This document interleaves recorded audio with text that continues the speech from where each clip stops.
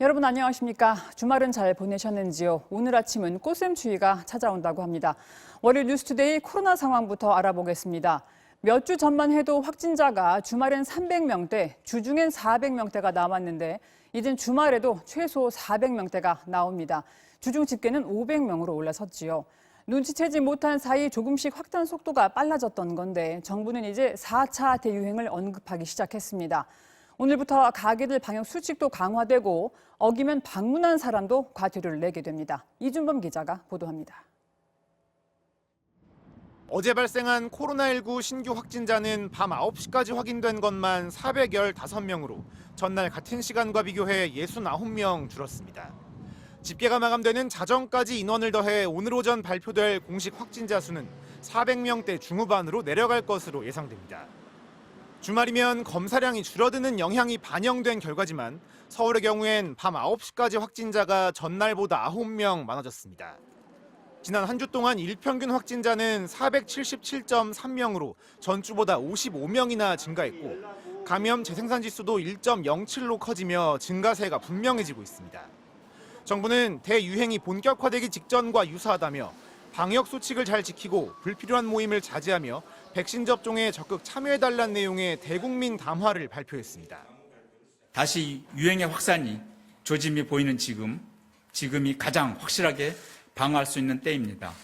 여기서 자칫 잘못하면 어렵게 되찾은 우리의 봄은 지난 겨울보다 더 힘겨워질 수도 모릅니다. 또 현 유행 상황을 반영한 거리두기 단계 조정안과 방역 조치 강화 방안을 이번 주 중반 결정해 발표하겠다고 밝혔습니다. 정부는 교회나 유흥업소 등 집단 감염이 많은 시설에 대한 현장 점검을 강화해 방역 수칙 위반이 많은 업종은 집합 금지나 운영 제한 조치를 내리기로 했습니다. 또 오늘부터는 다중 이용시설에 적용되는 기본 방역 수칙도 강화됩니다. 식당이나 카페같이 음식을 파는 곳을 제외한 다중 이용시설에선 원칙적으로 먹거나 마시는 것이 금지됩니다. 관행적으로 대표자 한 명만 작성해왔던 출입 명부는 이제 방문자 전원이 써야 합니다. 이 같은 수칙을 위반하면 업주는 물론 이용자에게도 과태료가 부과됩니다. MBC 뉴스 이준범입니다. 미국은 지금 부활절 연휴 기간입니다. 또 날이 풀리니 그동안 움츠렸던 것만큼 밖으로 나가고 싶은 마음이야 동서가 마찬가지일 텐데요. 주말 나들이 인파가 코로나 발발 이후 최대치입니다. 보건당국이 걱정하는 건 당연합니다만 하루 400만 명씩 백신을 맞을 만큼 접종 속도가 빨라서 4차 대유행은 안 올 걸로 예상하고 있습니다. 워싱턴에서 박성욱 특파원이 전해왔습니다. 일요일을 맞은 미국 워싱턴 DC 한복판에는 나들이 인파가 몰렸습니다. 이맘때면 유명한 벚꽃 나들이에 사람이 몰릴 것을 우려해 일부 도로를 통제했지만 사실상 코로나 대유행 이후 가장 많은 인파로 북적였습니다. 그래도 대부분 마스크를 착용했습니다. 전문가들은 지난해 크리스마스 연휴를 포기하고 집에 갇혀 지냈던 사람들이 부활절이 겹치는 이번 봄방학 연휴에는 인내심이 떨어졌을 것이라고 봤습니다. 최근 질병통제예방센터 CDC가 백신 접종을 마친 사람들은 자유롭게 여행해도 좋다는 지침을 발표한 게 성급했다고 보건당국자들은 비판했습니다. 미국 내 중증 환자와 응급실 입원 환자 수를 감안할 때 여전히 조심스러운 상황이라는 겁니다. We will see in the next 2 weeks the highest number of cases reported globally since the beginning of the pandemic. In terms of the United States, we're just at the beginning of this surge. 하지만 전문가들은 미국 내에서 코로나19의 4차 대유행이 일어나지는 않을 것으로 보고 있습니다. 백신 접종의 속도가 붙었기 때문입니다. We're having right now, we're vaccinating, as you said, 4 million people a day. I think that's probably going to reach 5 million people a day. 현재 미국에선 1억 명이 백신을 한 번 이상 맞았고 3천만 명이 코로나에 감염된 경험이 있습니다. 워싱턴에서 MBC 뉴스 박성호입니다. 4.7 재보궐선거가 이틀 앞으로 다가온 가운데 오늘 더불어민주당은 판세 뒤집기, 국민의힘은 굳히기를 위한 총력전에 나섭니다.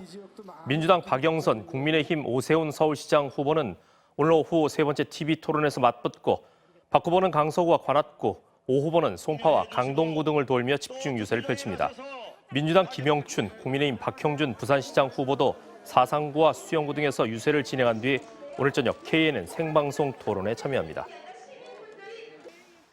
새 모녀를 무참히 살해한 혐의를 받는 20대 남성 구속됐는데요. 주소를 알아내 찾아오고 전화를 안 받으면 번호를 바꿔서 연락을 하고 이 집요한 괴롭힘이 결국 목숨까지 빼앗아갔습니다. 신상을 공개하라는 국민청원이 20만 명을 넘었는데 오늘 심의에서 공개하게 될지 결정됩니다. 진수 기자입니다.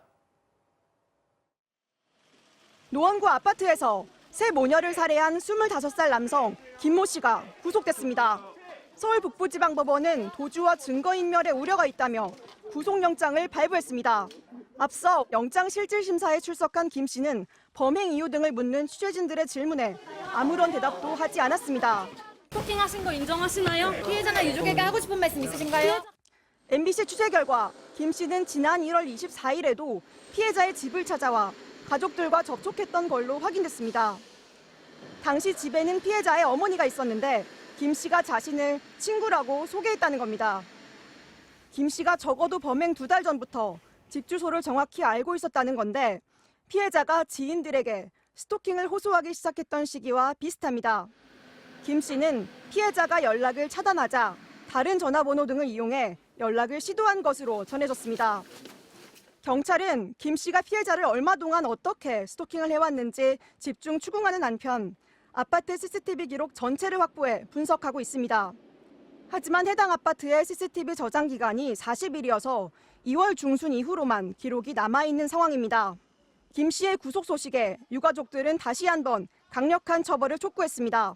무서운 스토커를 피해서 자기 안식처인 집으로 왔는데 그 집에 그 스토커가 있는 거예요. 얼마나 놀랐겠어요. 집에 들어갔는데 그 안에 자기 엄마와 사랑하는 동생이. 김 씨의 신상을 공개하라는 여론이 높아지면서 경찰은 신상공개심의위원회를 열기로 했습니다. MBC 뉴스 지윤수입니다. 수도권 쓰레기 대부분은 인천에 묻습니다. 인천 시민들로선 왜 우리가 서울, 경기도의 쓰레기를 떠맡아서 이 고생을 해야 하나 불만이 컸는데요.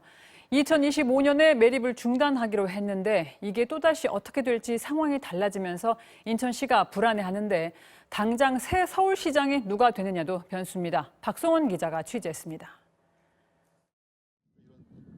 대형 트럭이 싣고 온 쓰레기를 흙으로 덮는 매립 작업이 한창입니다. 수도권 매립지의 매립장은 크게 4구역으로 구분돼 있는데 1, 2 매립장은 정해진 매립량을 모두 채워 폐쇄됐고 지금은 3 매립장 일부만 사용되고 있습니다. 당초 이 매립장은 2025년 8월쯤 매립 총량이 다 차면서 매립이 종료될 것으로 예상됐지만 최근에 변수가 생겼습니다. 앞으로 쓰레기 반입량이 감소하면서 매립 한계에 도달하는 시점이 2년 넘게 늦춰질 것이란 분석이 나온 겁니다. 배출처에서 매립에 해당하는 폐기물들을 저희가 최대한 양을 감축하도록 반입 총량제하고 건설 폐기물 감축 50% 로드맵을. 그동안 여러 차례 2025년 매립 중단을 천명해온 인천시는 입장이 난처해졌습니다. 수도권 매립지 인근 주민들 사이에 반발 기류가 감지되는 가운데 지난 2015년 작성된 4자 합의문도 분쟁의 빌미가 될 조짐을 보입니다.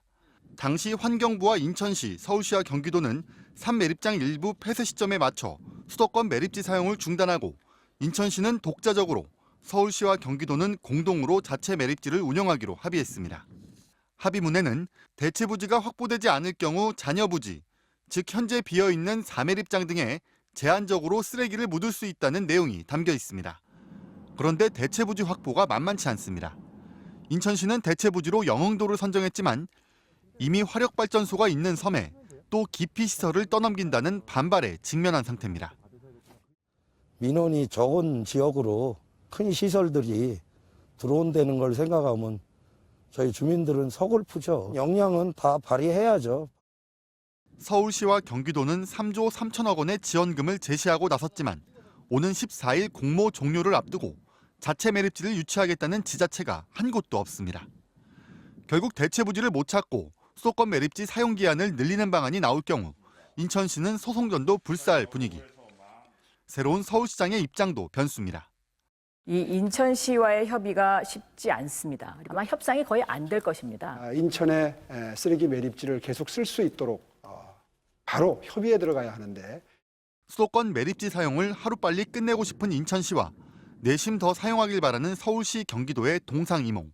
여기에 내년 지방선거도 앞두고 있어 양측이 타협점 찾기를 미루거나 맞설 경우 2,600만 수도권 주민들이 자칫 쓰레기 대란을 겪게 될 수 있다는 경고가 나오고 있습니다. MBC 뉴스 박성원입니다.